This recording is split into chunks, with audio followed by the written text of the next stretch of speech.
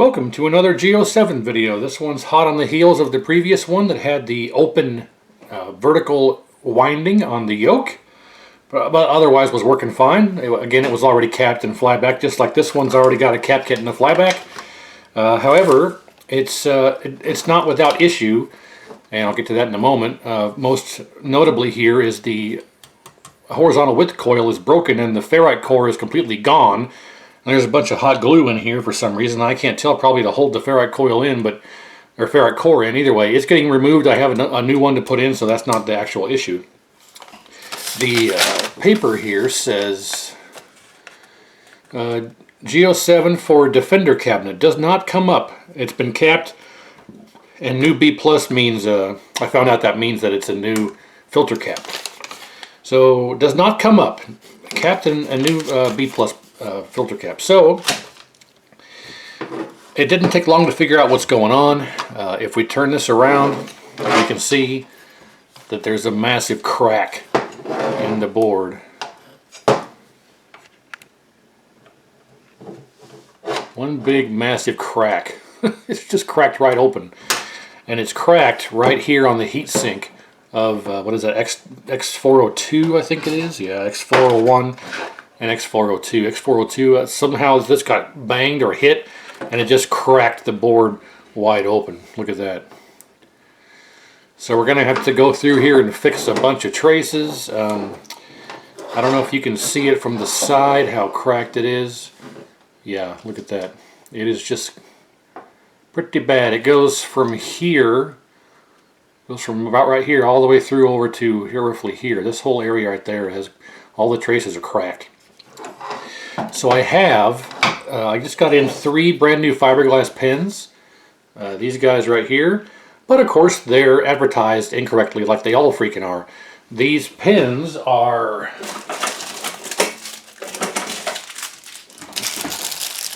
they come in a little plastic bag and they're labeled, this is what they're labeled here: Economy Scratch Brush, fiberglass, or just says Fiber Economy Scratch Brush. It says scratch brush right there on the stupid tag, but it's the biggest piece of junk. If I actually take this and try and scrape off a trace here, let's say we'll just go to one of the ones that's cracked, let's say this one here, and I can scrape to my heart's content. Right here, I can scrape and scrape and scrape, and all it's doing is basically just rubbing it. It's a fiber pin, not a scratch pin. I'm going here, and it's not doing a damn thing. Look, I mean, look, it's exposed where it's cracked, but that doesn't mean no good. These are fiber pins and not fiberglass pins. And this is the 5th set of brushes that I've bought from 5 different sellers, hoping I can find one that I used the first one I ever bought was a yellow handled one, and it was an actual fiberglass pin. It would flake off little bristles of fiberglass, and you know, 2 or 3 scrapes, and it's got not the trace. It's got, well, it has the trace exposed. It has the mask taken off. It was fantastic. I have not been able to find that particular type of brush ever again. I've bought 5 sets of these, hoping that one of these was right. I'd buy 3 at a time for $5. And so far, none of them have been right. 5 different sets from 5 different sellers with 5 different part numbers, and they're all the same damn thing. These will do me absolutely no good. They're junk.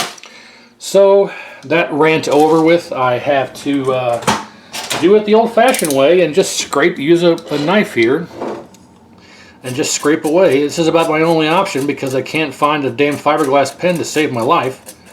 So what we have to do here is, you can add jumpers, but it's a lot more messy. So it's easier to just scrape this away like this. Expose the trace. Am I even on frame? Oh, barely. There we go. And see, that's what I just normally do. And then you add some solder to that, and you repair it that way. And also putting the solder on each side of there strengthens it up real well too. So I'm going to have to go through here and scratch off. First of all, let's see if we can putting this back in place to where it's flat again.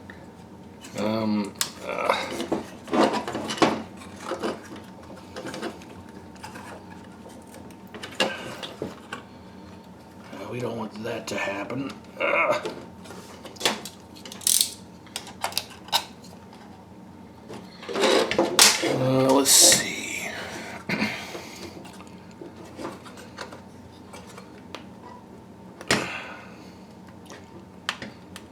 it's going to be difficult with what's happened here to really kind of get this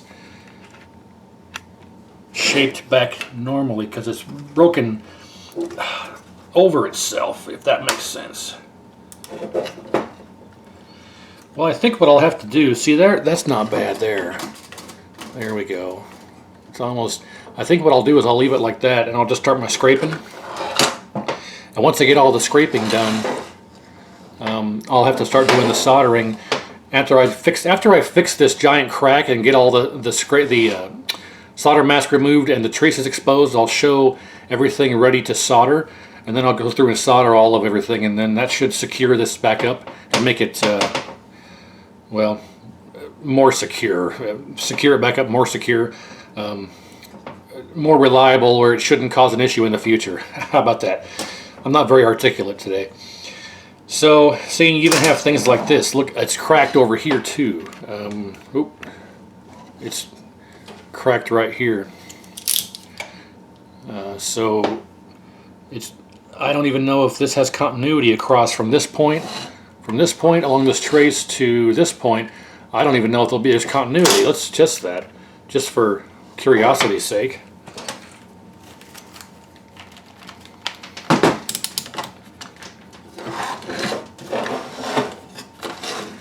Okay, I got my leads here. We're on continuity mode. Let's see, from this point to this point. Well, it's got continuity, but I can guarantee you just barely. So we'll have to fix that as well. So, in the sake of, I can do probably a time lapse, but there's no real reason to. What I'm going to do, you saw what I did there on this one to expose that. I'm just gonna go through and, whoa, I always go too far. I'm just gonna go through and repeat this process on all these broken traces. So there was this one here is cracked and broken right across there. Of course, this one, and this one, and this one, and this one, and this one, and this right here is bent up and broken right here by FR401. You can see that, and this, and right here, that's broken. All this right here is broken. This here is broken too. All this trace right here is busted. It's busted all across here. So it's going to take a lot of work. So I'm going to get all this scraped off. Can you even see? I might have zoomed in too far. Can you even see what I was just doing there? Yeah, I guess you probably could. So it's hard to look at this and the camera at the same time, so I apologize. So I'm going to cut away here. When I come back, I'll have all of this work done, and then we'll start soldering. I might just do it live or do a time lapse of the solder, and then we can go through and do another double check. And see, here's a lifted pad that looks like it's been soldered to. Seems solid. I'll check it. Anything around the flyback? The flyback's kind of cracked too, looks like. I can't tell. Yeah, the flyback's cracked as well. If we zoom in here on the flyback, you can see that we've got a possible break right here on this trace, and a possible break here across there that I've already kind of scraped on. There's a bunch of the pad missing here. So, and then of course we had this area over here that I have to fix. So there's a lot going on here. Everything else looks kind of okay. Some solder is going to need reflowed. But for the most part, yeah, this is the main problem. I don't even know if this will power up after this, because what did this say? It just says does not come up. Well, I don't think that when the owner of this did the cap kit and the flyback, I seriously doubt he didn't notice that, especially since there's caps right here in the area where it's broken. So I think mostly this probably got done. This probably got done trying to take the old flyback out, and probably cracked and did this damage when the old flyback was removed. It's still kind of bowed in here, like the flyback isn't sitting all the way flat on the board, and when you screwed it in on the side, it screws in on the side here. Right here, when it screws in the side, it kind of tweaks it. So I think I might take all this solder off and see if the flyback will sit flat on the board to get this bow out of it. I don't know if you can even tell, it's kind of bowed in there. So let me do all this work, and I'll come back and show it off, and then I'll solder here kind of live on the camera. I may do a time lapse of it, I don't know, but I'll probably do it live here. So I'll cut away here, I'll come back, and we'll see how this all turns out. Alright, so in the interest of not having an hour-long video, I went ahead and just did all the work. So I loosened up the screws that hold the flyback in, and the flyback was actually sitting kind of cockeyed this way, because when you screwed the screws in, it would go like this and bend the board up, and it would cause this to kind of cave in. So I put a couple of washers here in between the screws and the frame. You can see them in there. There's a couple of washers in here on both, and that actually caused it to sit back straight up. So now it's straight up and down, and it's not bowed in anymore on the bottom side. So that's repaired. And I fixed. It turns out there was actually a couple. I think the entire pad for number 2 had been lifted, so it didn't have any continuity to the component right next to it. So I had to just put a big solder blob there, so that was a problem. Half of the pad for number 1 was missing, so I had to, or not missing, but broken off as well when I desoldered it. So it was just a giant mess here. I haven't gone through and cleaned up. I took some alcohol and cleaned up a little bit, but I need to go through and, of course, do all the proper cleanup. I'll do that later. But for now, I got the trace scraped away here for the pad number 10. And as you can see, I got the pads scraped away and put my solder blobs there for bridging those 3. So we got this bridge done, these bridges done. I got this completed because this was cracked. This, or lifted off, this was missing half a pad as well. Let's see, so we got that done. We've got this bridge, these 3 bridges. Well, 4 actually, 1, 2, 3, 4. All 4 of those bridges lead to Madison County. There's a bridge I had to put right here, and then these 2 had too big of a gap to cross with solder, so I had to put a couple of jumpers with some capacitor legs. There is this right there, that one is done, that bridge is done, this bridge is done. This bridge I had to put a solder a leg on from a component. Where else? I think that might be it. I went through and did all the reflow on areas that needed reflow, just from visual to just looking at it to see, oh, that needs reflow kind of thing. But I think that's about it. If we do zoom out a bit here, we've got, where'd my pointer go?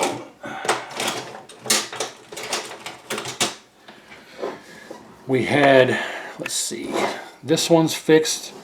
There were a couple more I found here. There was this one.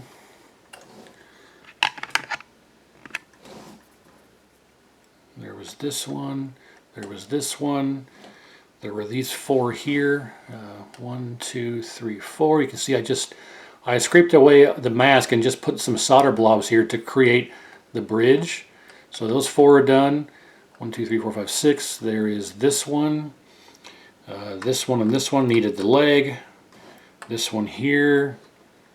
This is one big blob. That worked out okay. These, I had to jump the gap here, but that's okay. Was that the last one? It appears so. So I went through and verified there were no more cracks that I could see. There may be more that I'm not aware of that I can't see once we power it up, see what happens. So I think that is about it. Oop, wrong way every time. So all of that stuff is done. Obviously you can see here's the old width cap. It's just, these are always a pain to get out because they get so hot and brittle that it's just, they're a nightmare to try and remove. So that's out. And I got the new one installed. So now that we've got all that repaired, hopefully it should fire up. But let's give our other components that we normally check a test. There's really only 4 components on the G07 that I really worry about testing. We've got the voltage regulator. The voltage regulator, if you're ever confused, you can see there's a transistor here and a transistor here that are basically the same type of transistor. If you're ever confused about which one is which, the voltage regulator is always going to be the one attached to the B plus pot. Or, sorry, B plus resistor. The B plus resistor is always going to be the one that's got the voltage regulator next to it. And that is C1106. So all we're going to do is we're going to go to our diode checker. And we're going to take the negative lead and touch the metal part of the transistor, just like this. Or I just put it in the screw head, I guess. And then we'll touch each leg of the transistor. And it should be 0.5. Oh, I'm sorry, it's 0.18 because we're reading through the 200 ohm resistor. Again, just like the K7000, you should be able to go to your resistor and it should be 200 ohms, give or take. Yeah, 223. And if the voltage regulator was shorted, this would read shorted as well. So if we go to back to our diode, we go to our case and we go to the first leg. It's 0.184 because we're reading through the resistor. The other one should be 0.5.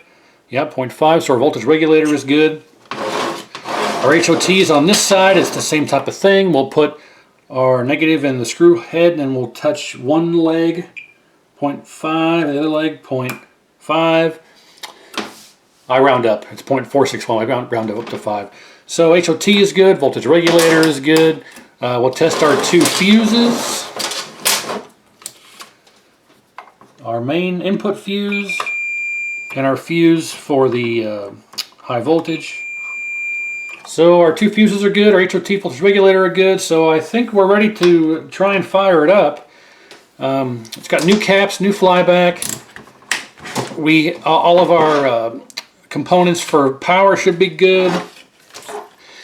And I double checked this and triple checked this and I didn't see any other cracked traces that needed repaired.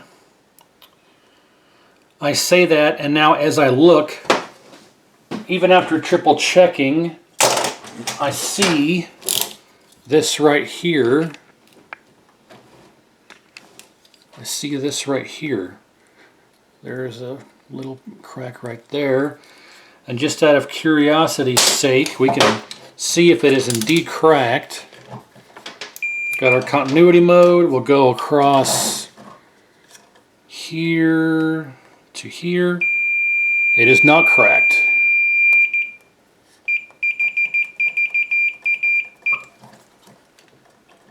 I'm still gonna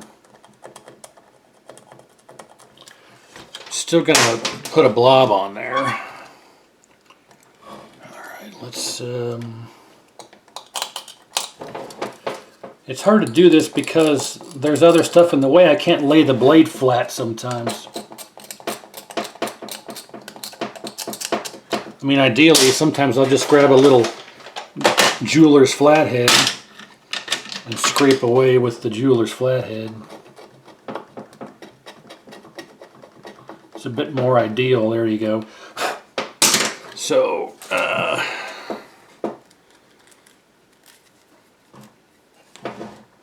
did we lose our... No, it's right there. Stupid lights shining on it. Alright, so let's just do this. There we go. I'll call that okay. Yeah, that seems okay there. Alright, so that wouldn't have been an issue, but it did look like it was cracked.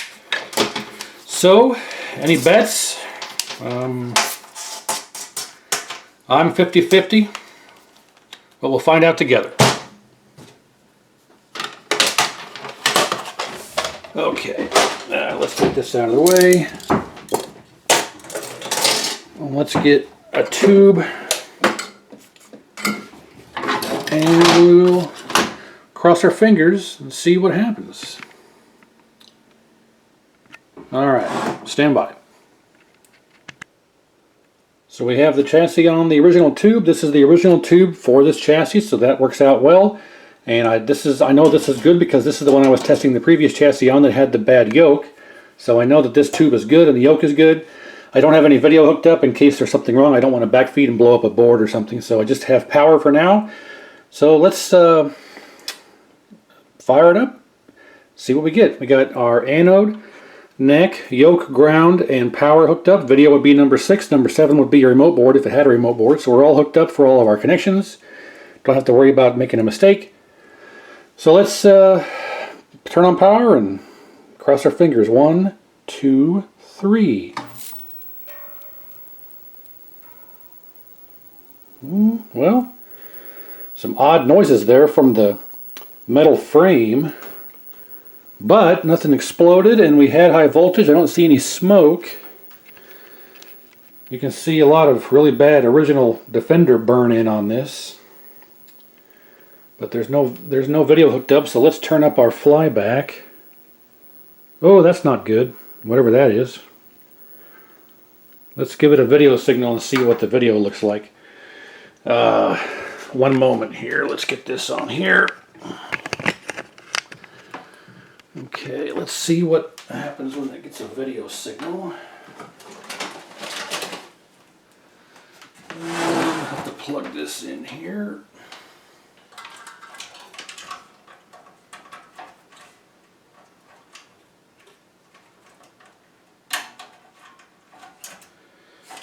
Get this going.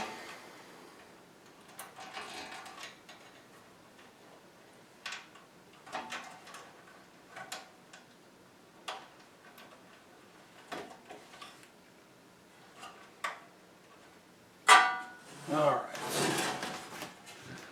Any bets on what it's going to look like? Let's see here.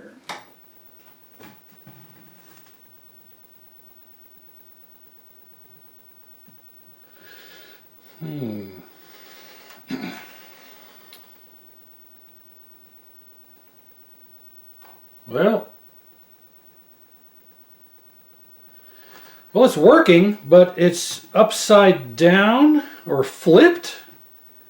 And of course you can see, I don't think that's a sync issue. I think that is some type of other problem. So a further troubleshooting we shall do. Can I adjust? Let's see if I can make some type of change here. Yeah, that doesn't work. No, my adjustment tool is, I got a plastic adjustment tool and it quit working, or I used it too much. Now it doesn't fit the pots anymore. And you want to use a plastic one when you're doing these metal pots on the G07 type of pots, because you'll short them out. Well, obviously we have some type of issue here. I don't think it's a sync problem, because we had the same issue before we even hooked up a video signal. So let me do some tinkering and I'll see if I can't figure it out. And if I figure it out, I'll say what it was. I'll of course demonstrate what I did. So stand by. Well, I'll be damned if I didn't find two more cracks that I didn't see before. Right here, it's cracked across the X402. You can see just barely, you can see the crack across there. And then there's also was a crack across this trace. So I'll get those soldered up and I'll see what that does. So let's see. Okay, I got those two traces repaired and are all hooked back up, including the video, because we already powered it up with the video, so I know it should be okay in that aspect. So fingers crossed, since we had those two bad traces, I went through and inspected this thoroughly the first time I got the repairs done and I think I missed a trace. And then I went through and we tested it and it worked, but then I ended up missing two more traces. So this time, after fixing those two traces just from a moment ago, I spent about 15 minutes thoroughly going through and looking and looking and looking, and I didn't find anything else. So it should be good now, unless there's some other faulty component. So let's turn it on and see what happens. Okay, we got high voltage. What is going to happen? Let's zoom in a bit.